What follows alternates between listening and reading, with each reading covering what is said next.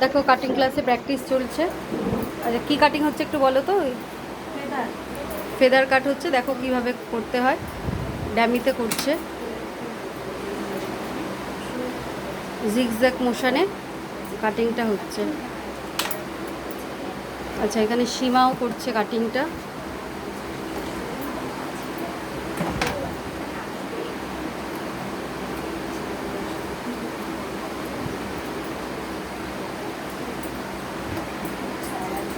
সীমা কেমন শিখতে পারছো বলো, কেমন লাগছে ক্লাস?